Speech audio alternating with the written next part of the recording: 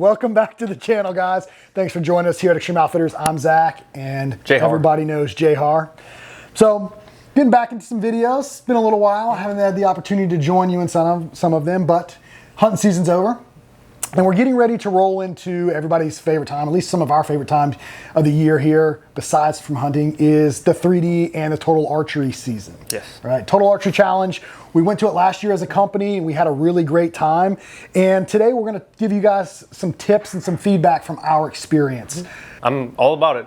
I love TAC. I've been to Pennsylvania a couple times now, and it is a phenomenal event. Yes, so we went to Seven Springs, PA last year and had an absolute blast. We had a really great first event, a lot of fun, met a lot of really great individuals, and we're excited. We're actually already committed. So we're going back to PA again this year. So we're gonna talk about some things that, when it comes to shooting the course, that might make your trip a little bit smoother, a little bit more fun, enjoyable. So right out of the gate, one of the things, the courses are, there's a lot of different courses. If you're not familiar with TAC, especially Pennsylvania, there's a lot of elevation, there's a lot of walking, a lot of up and down hills. Yes. So you take some shots, you gotta set your bow down.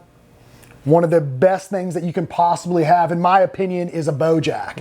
So my Mach 30 right here, we've got one of the bow jacks on it. But you'll notice JR, he's running a Matthews lift. He's got the engaged leg limbs. If you're running a Hoyt, you've got the Go Stick 2.0s. It's a great piece of equipment to have at you on the course. Correct. I think it makes all the difference because there's so many people on the courses, and some of the courses really do get backed up to where there's waiting. It's not just shoot and go. There's a lot of waiting involved, which we saw last year. So there's a lot of setting your bow down. Yes. Yeah, and there's nothing worse than having to set it down and possibly bumping your side or putting in a pile of dirt or mud or something. So not only that, but you got to think with the amount of people around, someone's stepping on it, and when it's laid flat on the ground, it's just a potential that somebody's going to walk by and step right on it, bend a cam, derail your bow. Yeah. Hopefully they wouldn't, but right. But things happen. You know, people are excited, and if you can limit or minimize that, we encourage you to do so. So from there, something we really encourage. From there, we're looking at transitioning, like we said, from the hunting side of things. We're talking about taking your hunting bow there. The next thing that you can might want to consider is actually your peep.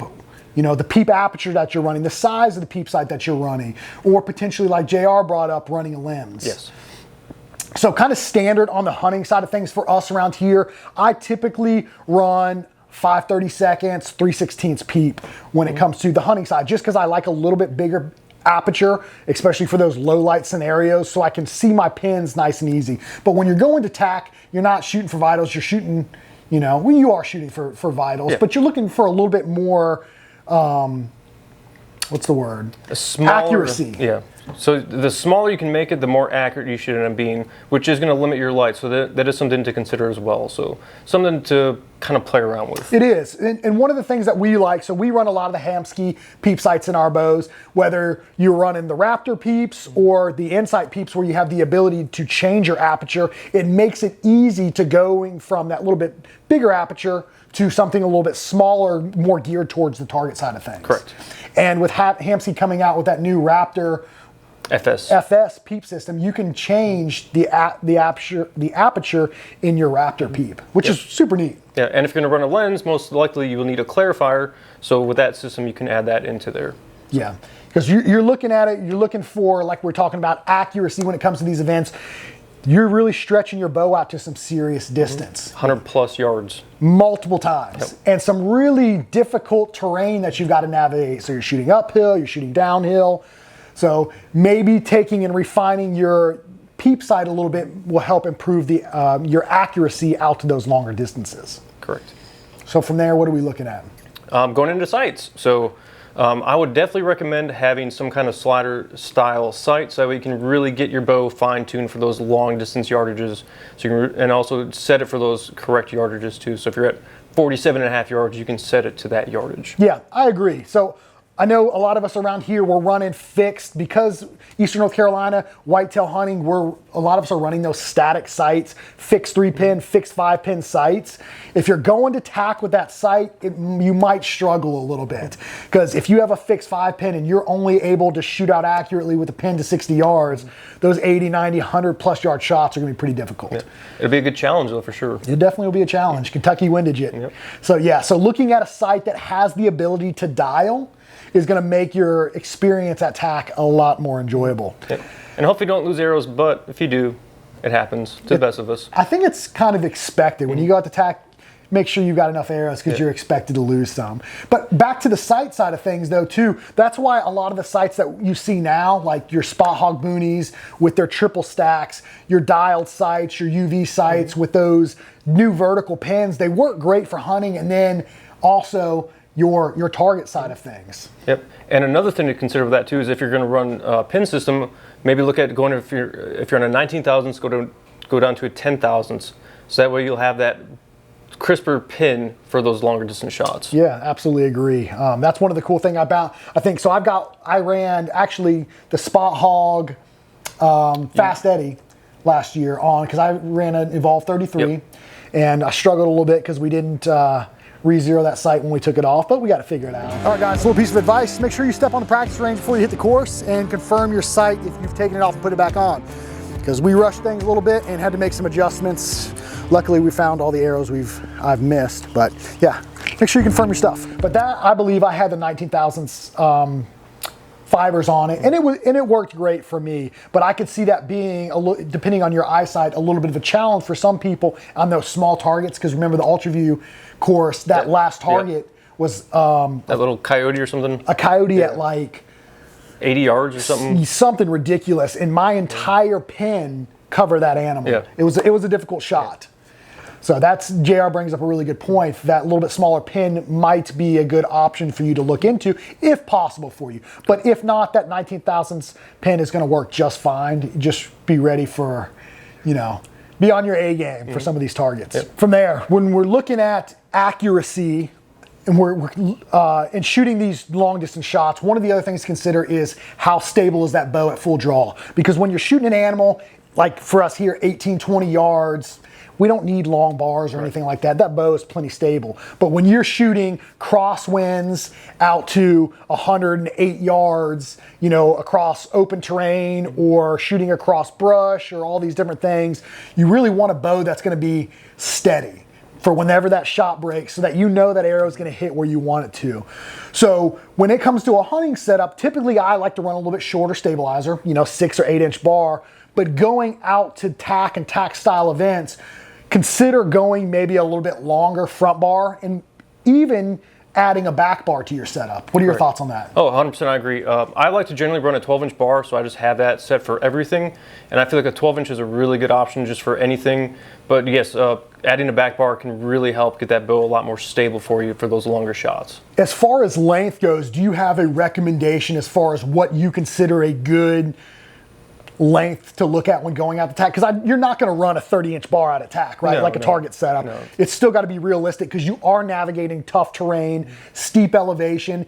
Do you have a recommendation as what you would, because you have more experience than anybody here at TAC? Yeah, so if I were to run a back bar, I would probably run like an 8-inch back bar and then have that 12-inch or even a 15-inch front bar, just to help get that little bit more stability. A little bit extra. Mm-hmm. Yeah, that's a really good point. And it's one of those things too, you really need to try for yourself and do some testing. And that's one of the things we encourage here. We understand not everybody can get into a shop, but if you are local and you are interested in trying some of these products we're talking about, we allow you to come in and try them ahead of time before you commit to buying them, just so you get a feel for it and see if it's the right fit for you or not. And especially the stabilizer thing, because it's very personal. It's based off your draw cycle, how that bow feels. Mm-hmm.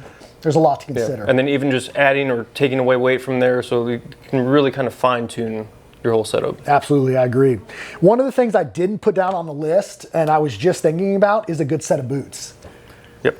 So this kind of slipped my mind whenever we were putting some thought into this video, but just talking about it, last year was really wet. So there was a lot of rain, a lot of mud on these courses and those steep elevations, and it was pretty rocky terrain. I wouldn't show up in flip-flops or tennis shoes to some of these events. I would really look at investing some quality footwear like you would use whenever you're out on your hunting trips. I know you typically run like some of the crispy boots. I've run some of the Hanwag and Salewa stuff. A good set of boots is going to do you good at, I think, any of the tack events you go to, because even Georgia last year they were talking about was just rain. Tons and tons of rain.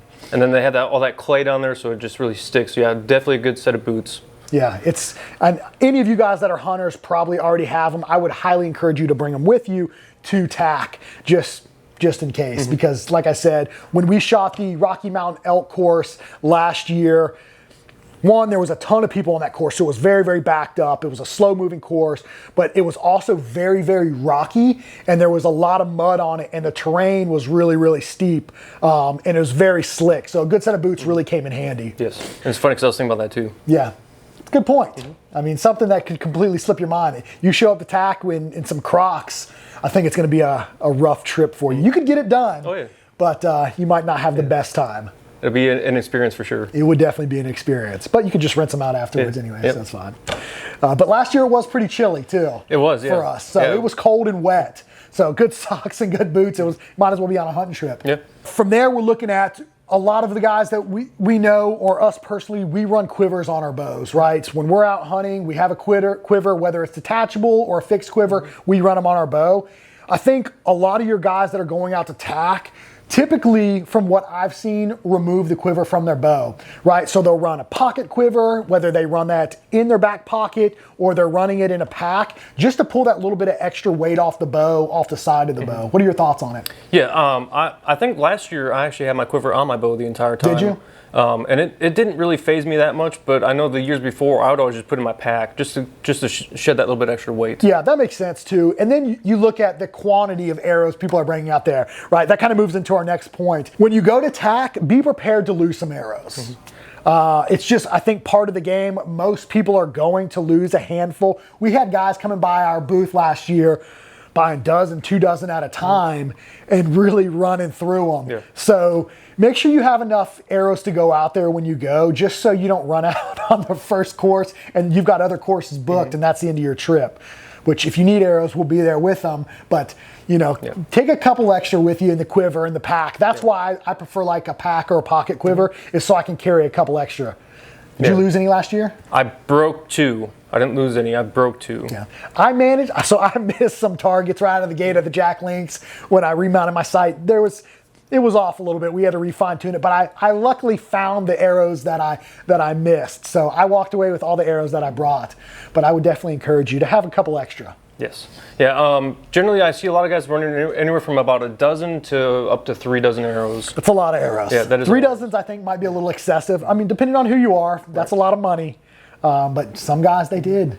When we're talking about the arrow side of things too, not only do you need a couple extra arrows with you in the quiver while you're running the course, you might want to consider your arrow weights, right? So like our hunting arrows, typically I run my average arrow weight for a hunting setup. For me personally, with the bows that I run, anywhere from, I would say, an average of 440 to 460. When I go to tack, I typically like a little bit lighter arrow because I have a 28.5-inch draw length. I'm typically running 70 to 75 pounds in my draw length. So I want to be able to get a little bit more distant out of my setup so that my sight can dial out to that 100+ yards. So I typically have to remove a little bit of weight from my arrows, whether I go to a completely different arrow build, which last year I ran the Sonic 6.0, which performed really, really well, or I take and change the inserts out in my current setup. Yes, so that's what I do as well. My hunting arrows are anywhere from about 500 to almost 600 grains. If I'm going to be shooting just long distance stuff or even set up for 3D, which I'm kind of planning on doing, I will just change my insert weight. So that's a great option to look into. So I like to be anywhere from about 400 to 450 for my tack kind of setup. Yeah, and you have a little bit longer draw length than me, obviously. You're shooting at 30 inches of draw length. You're shooting how many pounds? 80 pounds. So you're shooting an 80-pound bow, and it depends on the bow we take. So you're getting a little bit more speed than what I am. So that's typically why I run that little bit lighter arrow setup, just so I can get those distances. Because, like we said, there are some long shots on some of the courses. I don't remember right off the the gate which courses had the longest shots, but there was Rocky Mountain Elk normally has long ones. Yeah, they did. They had some bombers. Yeah. Ultraview didn't really have anything long. They had some technical targets. Very technical. Prime normally has a little bit longer ones. Sitka, Knock On, that one normally has some longer shots. So there's a good mixture of different courses that have some really long shots. So, but if you're going to TAC, you can count on being challenged with those distance. And that's what it's all about. Correct. I mean, it's really getting out there and stretching your bow out and testing your capability at distance. Yeah, it's going to really help fine tune you as a hunter, I think. I agree, because the shots are not give me shots. I mean, you're looking at from your footing to the elevation. You know, one of the things you for us around here, it's very flat. You don't really have to consider quite as much, but when you're there in the mountains, you know, your third axis, especially on your sight, making sure it's level, so that when you're taking those steep angle shots, it's crucial. It is. It's very crucial. You'll find out real quick that your sight's not level, or you know that something's not set up properly on your bow whenever you start lobbing arrows out at 100 yards uphill and nothing's impacting where you want it to. Yep, happened to me. But I would not recommend going super light. I tried that my first year one. I made some really light arrows. They were like 380 grains. And I just felt like I was just getting a lot of wind drift. So I don't like to be super light. That makes sense. Find a good happy medium that allows you to get the distance and the speed out of the bow that you need to, but not overly light so that they're getting pushed by that wind. Because one of the things last year, I think it was the knock-on course, there was a shot across an open field. And there was a very, very strong crosswind that people really struggled with shooting. And I could see the potential for an issue if you have an arrow that's too light that's going to get pushed around in those strong gusts. I think those are the big kickers, or the big things to consider when going to TAC. Some of the things that really were eye-opening for me whenever being my first time there, those were things that kind of would have helped me out. You know, your bow jack, your arrow weight, making sure your sight has the ability to dial, the size of your peep sight so you can really fine-tune your accuracy, whether you're going to run a quiver, not run a quiver, all good things to consider whenever you're going to go out, spend the money to go on this trip and shoot all these different courses. And if you want to walk away with the majority of your arrows, make sure your bow's tuned, your third axis is leveled, and you've put a little bit of time behind the riser, because they're tough shots. Yes, they are. Yep. They are. But overall, it's a really great time. We really encourage you guys, if you have the ability to go out and go to a total archery event, it's really worth it. Like JR was saying, you really do learn a lot. You meet a lot of really great people, and you really get to challenge yourself with your bow, where you don't typically get to shoot in that style environment or those style shots anywhere else. Correct. Yeah, and I mean, granted, a lot of these are not real world scenario shots. I mean, some of them can be, but you know, it's just a great way to really hone your skills. Agreed. It's a great time. We hope that, I don't know who all's going from our shop. I know JR is going to be out there. I don't know if myself is going to be out there yet or not, but we're going to have a booth set up with Easton, so we'll be running the Easton booth as well. So you'll meet a handful of our guys from the shop there. And one of the things you'll notice too is in our videos, you're seeing some new faces, and that's because we have a lot of really great guys in our shop with a lot of knowledge and a lot of experience. So you'll see Zach, we've got Brian, I've got another Cody we're trying to get on camera. There's just a lot of great guys with just tons of good information that we're slowly trying to introduce to our channel. As always, we really appreciate you guys watching. Give us some feedback. Who's going to be at TAC? What are you guys looking to shoot? What bows are you guys shooting? Yes. Are you going to a longer ATA bow? Do you have a TAC specific bow? What does your arrow build look like? I'm really curious. I know JR is as well. I'd love to read the comments and see what you guys put in there. Give us some really good feedback. I love it. Yeah, we do. And we really appreciate everybody that tunes in. But as always, if you need anything, you need some arrows built up, head over to the website, extremeoutfitters.com. We got some really neat stuff in the works that we're going to be dropping here in the coming weeks. If you need arrows, we've got a ton of them in stock, whether you need the Easton, Sonic 6.0s, you're looking at Victory Rip XVs, whatever arrow you're looking at, we've got them in stock. We can get them built up and get them shipped out to you, and answer any questions that you guys might have when it comes to getting your arrows and your bow set up for TAC. Couldn't say it better myself. There you go. A mouthful. We got it done. But as always, we really appreciate you guys. Drop us some comments, give us some feedback, and we will see you guys in the next video.